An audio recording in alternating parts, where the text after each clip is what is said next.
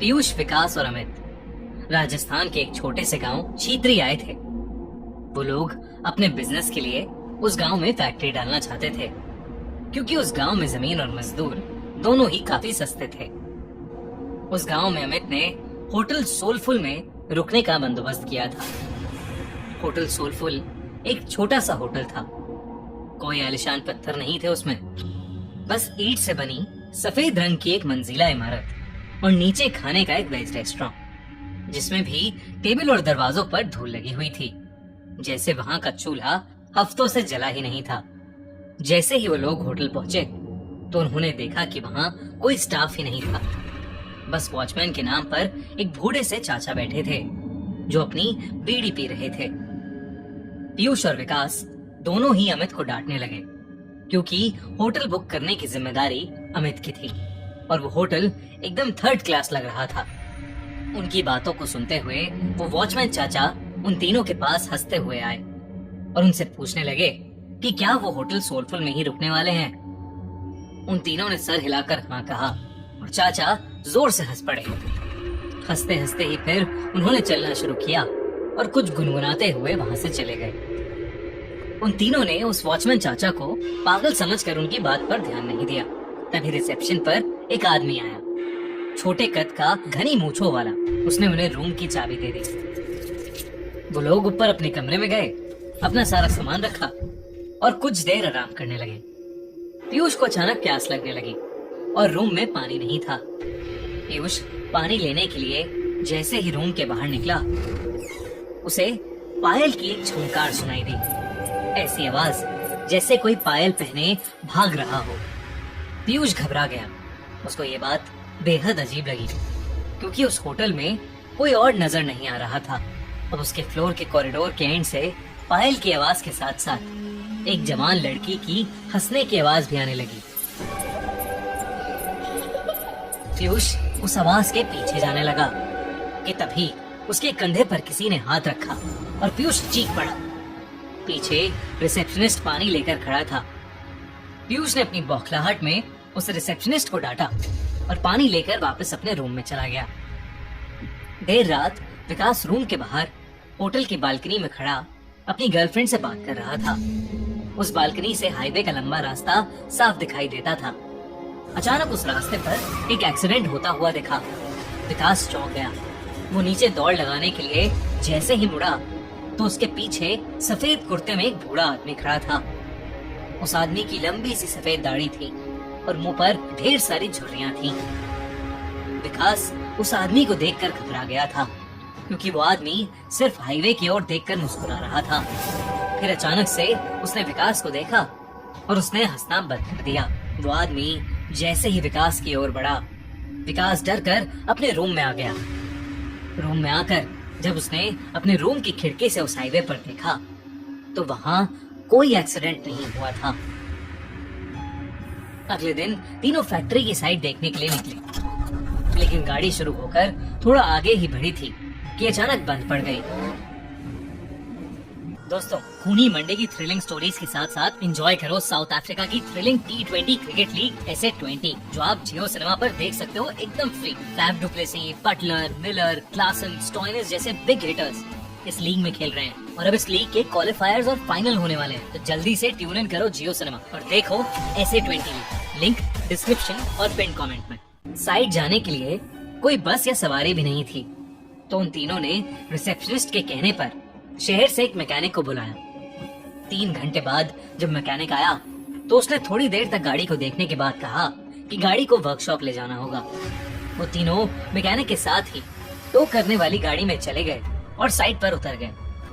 Side देखते देखते शाम हो गई थी। उनको मैकेनिक का कॉल आया कि उनकी गाड़ी पूरी तरह से बिगड़ चुकी है और वो कब तक बनेगी कहाँ नहीं जा सकता। अब उन्होंने वापस जाने के लिए एक ट्रक वाले से बात की और उस ट्रक वाले को होटल पर खाना खिलाने का लालच दिया। लेकिन जब उन्होंने उस ट्रक वाले के सामने होटल सोलफुल का नाम लिया, तब वो ट्रक वाला बेहद घबरा गया। उस ट्रक वाले ने उन्हें बताया कि होटल सोलफुल में भूतों का बसेरा है। उसने कहा कि होटल सोलफुल एक कब्रिस्तान पर बनाया गया था। एक नहीं बल्कि 100 से भी ज्यादा भूत वहाँ रहते हैं। और इसलिए वहाँ कोई भी नहीं जाता। पीयूष और विकास के साथ हुए हादसों ने उन्हें सोचने पर मजबूर तो किया, पर अमित भूत प्रेत और सुपर नेचुरल चीजों में नहीं मानता था। उसने ये बात रफा दफा कर दी और ट्रक ड्राइवर से कहा कि वो उन्हें होटल से थोड़ा दूर ही उतार दे। बहुत मनाने के बाद वो ट्रक वाला मान गया और वो तीनों जैसे तैसे होटल पहुंचे। देर रात हो चुकी थी और तीनों कमरे में आराम कर रहे थे। अमित भी लेटे लेटे अपने फोन से खींची फोटोज देख रहा था, लेकिन अचानक वो उठकर बैठ गया। ऐसा लग रहा था जैसे उसके होश ही उड़ गए हों। उसकी तस्वीरों में उनके ही कमरे में कई सारे बच्चे दिखाई दे रहे थे। वो बच्चे शायद जो उस होटल में बसे भूत थे। अमित के हाथ पांव ठंडे पड़ गए। उसने पीयूष और विकास को जब फोटोज के बारे में बताया तो वो तीनों बहुत घबरा गए। वो उस होटल के रिसेप्शनिस्ट को ढूंढते हुए नीचे आए, लेकिन रिसेप्शनिस्ट का नामो निशान ही नहीं था। वहां उन्हें वो बूढ़े चाचा बैठे हुए मिले।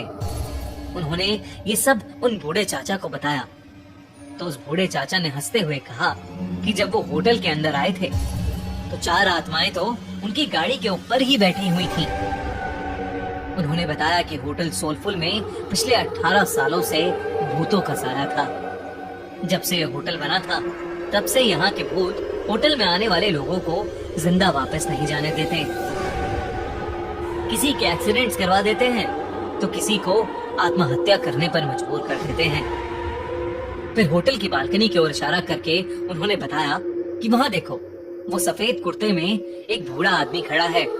उस आदमी ने यहाँ होटल बनाने से मना किया था क्योंकि ये जगह कब्रिस्तान की थी। लेकिन कुछ महीनों बाद होटल के सामने वाली रोड पर उसकी एक्सीडेंट से मौत हो गई। और आखिर में उस वॉचमैन ने उन तीनों को बताया कि उनकी गाड़ी ठीक नहीं होने वाली थी। वो गाड़ी अपने साथ कई साए ले गई थी। होटल में रहने वाले उन बच्चों की आत्माओं को वो गाड़ी पसंद आ गई थी और शायद इसलिए वो तीनों अब तक जिंदा भी थे। उस बूढ़े वॉचमैन ने उनसे अपनी जान बचाकर वहां से निकल जाने को कहा। ये सब बातें सुनकर उन तीनों के पसीने छूट गए। उन्होंने फैसला किया कि वो अभी की अभी होटल से निकल जाएंगे। वो तीनों अपना सामान लेकर निकल ही रहे थे कि तभी उन्हें वो रिसेप्शनिस्ट मिला। वो तीनों उसे धक्का मार के वहां से तेजी से भागे। हाईवे पर आकर वो लोग आगे जा रही गाड़ियों से लिफ्ट मांगने लगे, लेकिन कोई गाड़ी रुकने का नाम ही नहीं ले रही थी। तभी वो रिसेप्शनिस्ट उनके पास आया और हाफते हुए उनसे पूछा कि वो लोग भाग क्यों रहे थे। रिसेप्शनिस्ट उन्हें होटल में वापस अंदर आने के लिए कहने लगा और तब अचानक से हवा के झोंके से उसका मफलर उड़ गया और उन तीनों को उसके गले में फांसी के फंदे का निशान दिखाई दिया। उन तीनों के पैरों तले जमीन खिसक गई। वो समझ गए कि शायद यहाँ सभी मर चुके हैं और कोई भी जिंदा नहीं है।